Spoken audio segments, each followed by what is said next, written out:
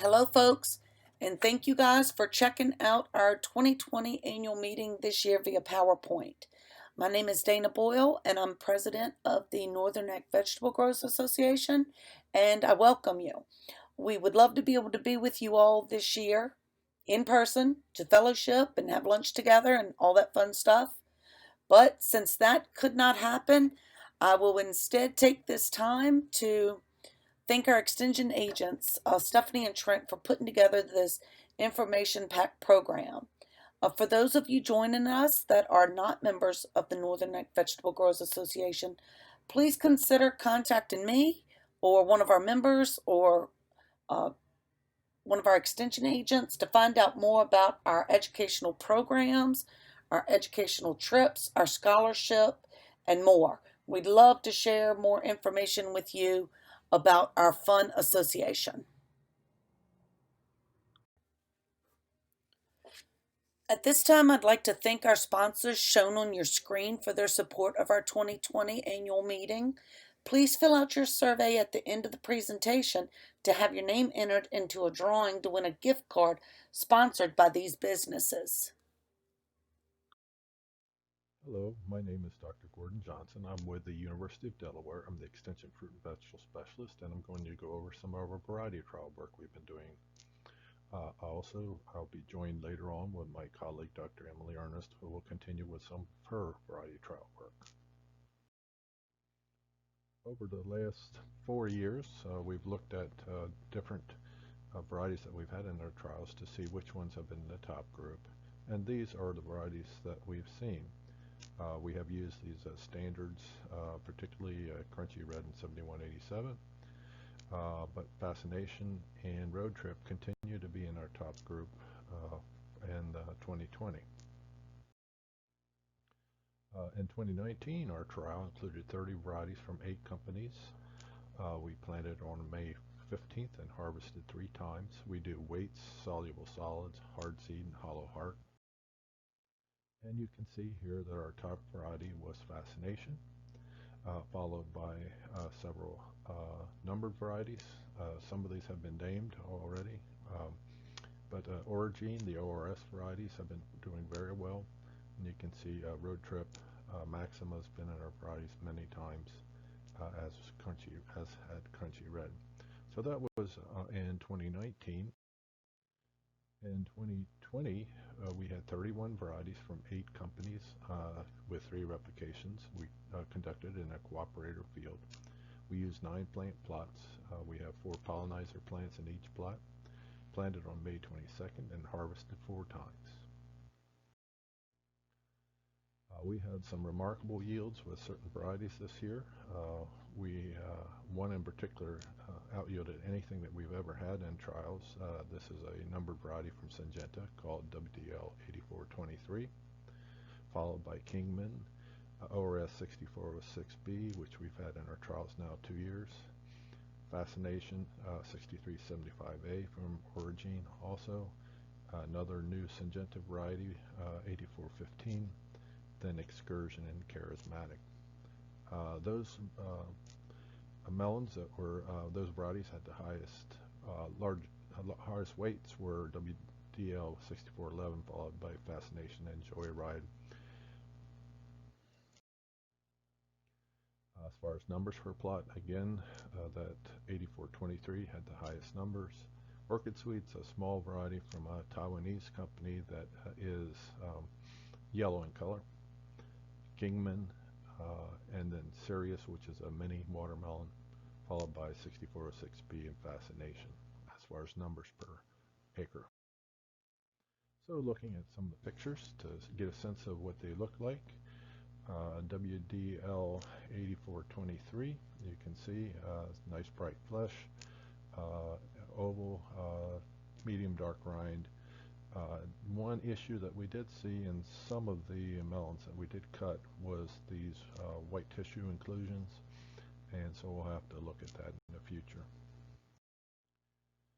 These are the 2 Origine numbered varieties, 6375A and 6406B. Again, both looking very nice, deep dark red colors and a nice dark rind. And then two of our varieties that we've had for many years now, several years now, Excursion, and then Charismatic, which is a Sakata variety. And so here was our second group with some of our Enzizaden materials that have been licensed to Seedway, such as Guardsman, and then some more of the Syngenta varieties, Exclamation and Captivation. Shoreline is a newer Seminis variety. And so again, Guardsman, which is being offered by Seedway, and Shoreline being pictured here. Then our lower group include these varieties. Many of these had smaller size to them, so that and two of those were minis. The 2730 and Sirius were mini watermelons, so they were going to be lower in size anyway. In general, our sugars were low in 2020. We had considerable cloudy weather in August, and I think that contributed to finishing out the sugars. The Seminis varieties, Summer Breeze and Joyride, were on the top, as they oftentimes are. As far as Hollow Heart, we saw this disorder at very high levels in this no new variety from the Taiwanese company F2730, as well as their Orchid Sweet and 3F2186. So something about those varieties show that they have a adaptation problem in our trials. Going over a next set of trials that we did, we have been doing 3 years of trials on stress on tomatoes, where we're planting our slicing tomatoes during conditions which will get hot weather. Heat, of course, has the potential to reduce the yields of tomatoes. And then one of the other issues you see to the right is that idea of having interior quality problems, and particularly the development of white tissue. And so we were looking at varieties as far as white tissue development. In 2019, we had 28 varieties using 6 plant pots with 5 harvests. We transplanted it on May 30th so that it would get some heat on it. These are our yields, and again, you can see that our yields are respectable, but certainly showing that there's an effective heat on overall yields. Grand Marshal, the 2256, Red Snapper, 2255, Red Mountain, Red Bounty were all in the high group as far as yielding in 2019. In 2020, we had 22 varieties with 5 plant plots with 5 harvests. Again, transplanted on June 8th, and again evaluated for white. Let's look at 2019 white tissue. These were the varieties that had the lowest amount of white tissue, with Red Bounty being one of those that was in the higher yielding group. In 2020, we had much lower yields. We had a lot of cracking due to rainfall, high temperature effects in July, so we had much lower yields. But they still followed the same trends, with the same numbers being in the high group as were in 2019, such as Grand Marshal and Red Snapper. In 2020, our white tissue ratings, we saw that we had a large number of varieties with very high amount of white tissue. In a 0 to 5 rating, this would be 2.5 would be almost 50% of white tissue development in our evaluations. The Red Mountain, again, was in the low group, but you don't see there, it's hidden, but it was closer to 1, so again, showing the same trends as previous year. So here, just looking at, of course, Premier Reds, the standard in our area, what Grand Marshal looks like, and then Red Bounty and Red Mountain. Again, these were varieties, particularly Red Bounty, that had lower incidence of white tissue. And then I'm going to finish up with our broccoli variety trials. We did both spring and fall trials at our research station this past year. And our spring transplanted date, we planted on the 29th of April. We were able to get this trial in. We had some COVID-19 restrictions, so this is one I planted myself because we couldn't get any labor in at that time. And then our fall transplant date was on August the 15th. We had 8 varieties in the spring, all commercial varieties, already released. In the fall, we had 9 varieties with both commercial and experimentals out of the Eastern Broccoli Project. We used white plastic with double rows with 1 foot in row spacing. We have 4 replications. We harvest in June and early July from the spring planting, and October and November from the late summer planting. And we do number, weight, grades, defects, and diseases.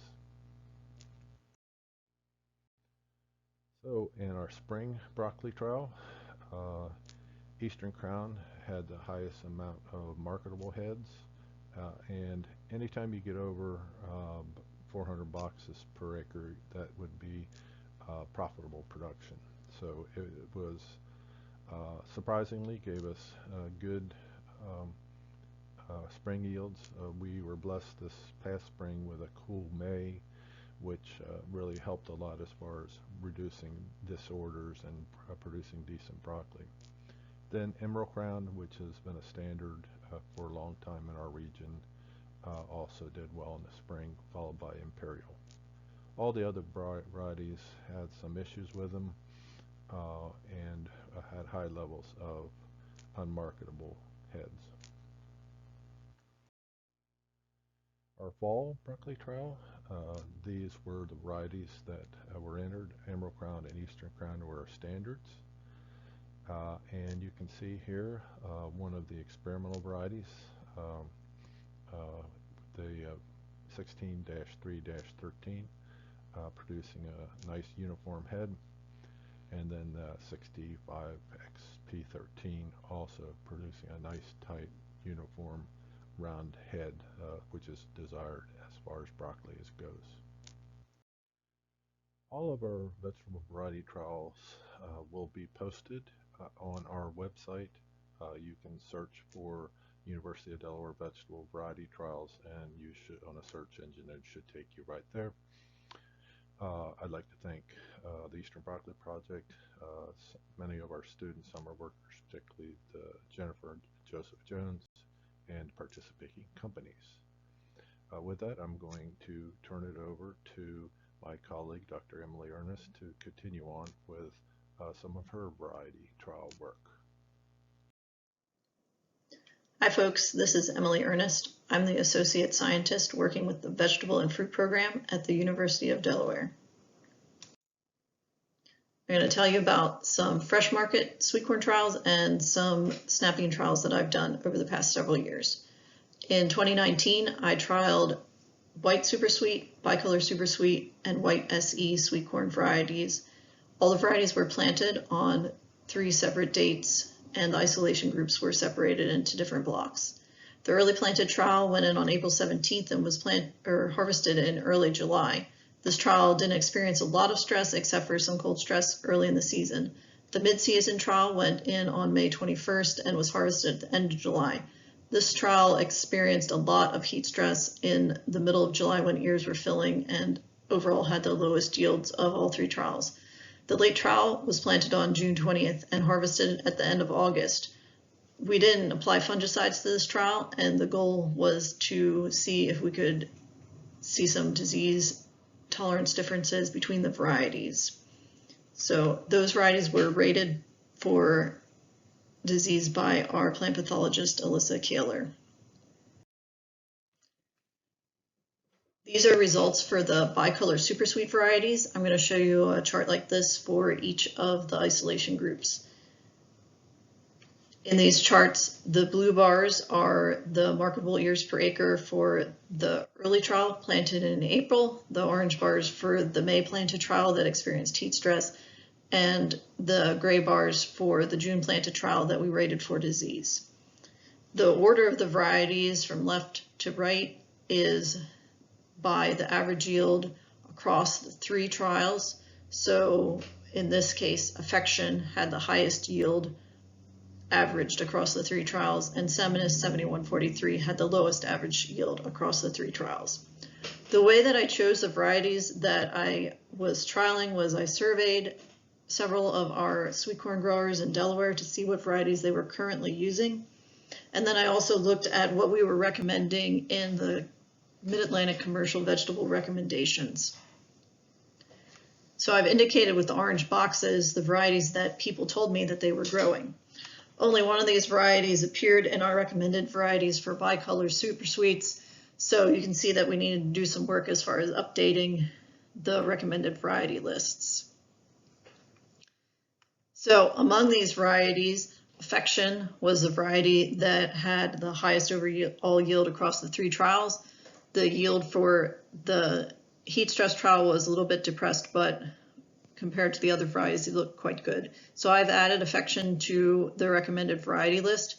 Extra Tender 278A was already on the recommended list, and you can see that it had quite good yields in the early and late trials, but seemed to be significantly affected by heat stress. So it remains on the recommended list. Nirvana looked good in all 3 trials, and especially in that heat stress trial looked better than some of the other varieties. It has been added to the recommended list. I've also added Extra Tender 2472 to the recommended list. It did well in the heat stress trial and had comparable yields in the other 2 trials. Coastal is a variety that several people reported that they were using. It didn't look very good in the heat stress trial, but did fairly well in the other 2 trials. It's one that you might consider, but I didn't add it to the recommended list. For the white super sweet varieties, all the varieties here that were in the trial were ones that folks had said that they were using. 5 of those varieties were already on our recommended list, and so we're doing a little bit better at keeping ahead of the white super sweet varieties, apparently. Extra Tender 378A is a variety that's very widely used, and it looked good yield-wise in the 2 trials that it was in. It missed getting into the early planted trial because I wasn't able to obtain the seed in time, but it looked especially good compared to other varieties in the heat stress trial. XTH 3174 I have added to the recommended varieties, as well as Coronado and Natalie, because those varieties had good yields across the 3 trials. Natalie looked especially good, as well as XTH 3174 in the heat stress trial. For the white SE varieties, there are just not as many varieties available in this category. Things definitely seem to be going in the super sweet way, but some folks are growing them, and the varieties that they report using are Mattapoisett, Illusion, and Milky Way. I included in this trial Whiteout and Sweet Ice, which were on our recommended list as added controls. Mattapoisett was also already on our recommended list in the Mid-Atlantic Guide. There really wasn't a lot to add based on our trial results to the recommended list. Whiteout was already on the list, and it had the highest average yield across the 3 trials. Mattapoisett was already on the list, and so was Sweet Ice. CSQW, number, was not available, and I just checked the other day to see if it was going to become something more available than a trial variety, and it is still only available as trial, so it has not been added to the list because of its unavailability, but it would be one to recommend if it becomes available. As I mentioned, we rated the June 20th planting for disease. Alyssa Kaler rated for gray leaf spot on August 20th, which was just as we were beginning to harvest, and she rated the percent of ear leaf that was covered in lesions. We did see significant differences between the varieties. In this chart, I'm showing you yield in ears per acre for that June planted trial, and then the disease rating on this axis. So the varieties that have the highest yield and the lowest disease rating are the ones that are over here in this corner. I have indicated with bold the varieties that had high yields across the 3 trials, and the ones that would fall into that category and also have good disease resistance are listed here in the blue box.